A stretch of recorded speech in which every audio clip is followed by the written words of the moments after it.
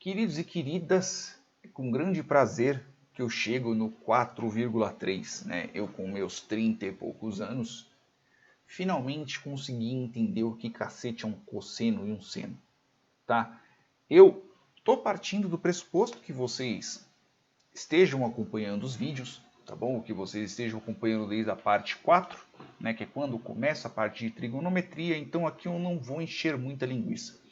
O que carambas é o seno e o cosseno? O seno e o cosseno nada mais são do que a representação numérica, né, da extremidade do raio. Então, assim, lembra quando a gente falou logo no comecinho, quando nós temos a nossa circunferência unitária, né, que é aquela circunferência com raio 1, que eu tenho aqui os meus eixos y e x, né, e aqui é o meu eixo horizontal positivo. Né? Eu tenho daqui e aqui eu vou partindo, né, de determinadas direções, sendo para cima ou para baixo.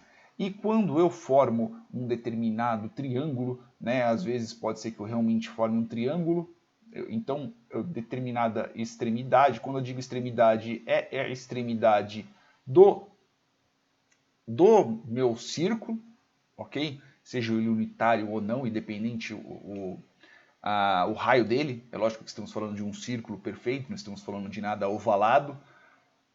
Este ponto aqui, ele vai ter uma determinada numeração, de acordo com a angulação que eu tenho, seja ele angulação em radianos ou angulação em graus. Tá tudo feio aqui, mas eu acho que está compreensível. Então, por exemplo, 0 graus e 0 radianos, ele vai estar no 1, 0, que é aqui. Vou fazer até em vermelho, que é para ficar bonitinho. Aqui, ó, é aqui. Começou aqui, é 0. E conforme vai aumentando, ele vai aumentando quais são os pontos da extremidade. Então, por exemplo, aqui quando for 30 graus, ele vai estar no eixo x, raiz de 3 sobre 2. No eixo y, ele vai estar no meio. Então, é quase isso daqui que eu tive, né? Que é aquele triângulo que eu demonstrei, o 30, 60, 90. Então, conforme vai aumentando, aí vai para 45 graus, aí fica raiz de 2 sobre 2, raiz de 2 sobre 2, né, que poderia ser 1 sobre raiz de 2 também, enfim. Né? E conforme ele vai aumentando, vai mudando a coordenada, né, da onde é que é o ponto da extremidade do meu círculo. Beleza? Então, assim, para que serve, para que cacetes serve o seno e o cosseno? Que é para você ter a coordenada, para você saber em qual ponto que está no meu plano, neste caso, né, no plano cartesiano. Então eu tenho aqui, por exemplo, este meu ponto aqui, ele vai ser de cosseno de acordo com o ângulo que eu tenho, ok? E vai ser o seno de acordo com o ângulo que eu passo, tá bom? Tanto faz se vai ser positivo ou negativo, né? É lógico que tem que respeitar a regra da angulação, da onde que ele vai estar, né? Não colocar um número totalmente estranho, né? Porque senão ele vai voltar num resultado estranho também. E o que eu quero dizer com isso? Quero dizer com isso que, uma outra coisa que é bem importante. Quando não tem nenhuma escala, não tem nenhuma medida, não está falando se é em graus, não está falando se é em radianos, nem nada do tipo, sempre considere como radiano, tá? Se não está escrito que é em graus que você tá pedindo a bendita da função de cosseno ou de seno, é uma função, tá bom? Função de cosseno e função de seno são funções, então sempre considere como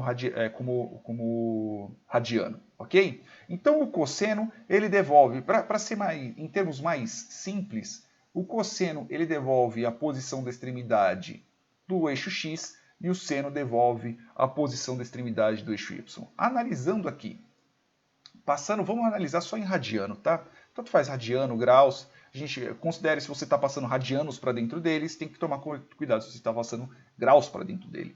Tá? Tanto que até mesmo na calculadora, se nós formos ver, tá vendo esse pontinho aqui, ó, radiano? Então, por exemplo, graus ou degrees, né? Neste caso, radianos, beleza? Então aqui a gente sempre vai trabalhar com radianos.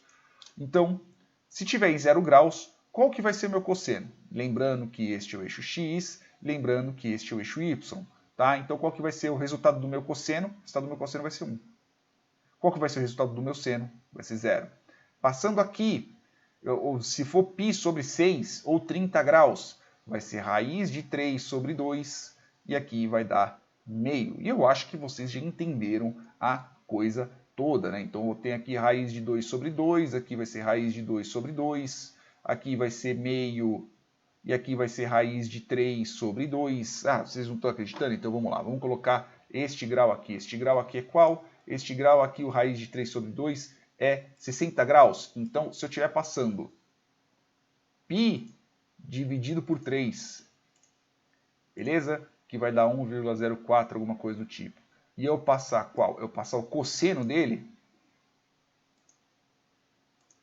vai voltar 0,5, que é meio, ok?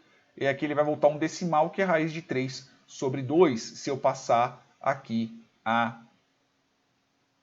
se eu passar o seno dele, ok? Então, eu tenho aqui o π dividido por 3, que vai voltar isso daqui. E se eu passar o seno dele, vai voltar 0,866, ok? Que se a gente vê, se eu pegar aqui raiz de 3, 3 elevado a 0,5, dividido por 2, 86025 e assim por diante, tá bom? Então, o seno e cosseno é isso. Seno e cosseno você vai passar uma determinada angulação para ele, você tem que deixar bem claro se você está passando em radianos ou se você está passando em graus, e ele vai te retornar. O cosseno ele vai te retornar qual que é a posição da extremidade no eixo X, e o seno vai te passar, vai retornar para você qual que é a extremidade do eixo Y. Simples assim. Tá? Não tem nada de mais, nada de muito excepcional. É isso, galera. Seno e cosseno é isso.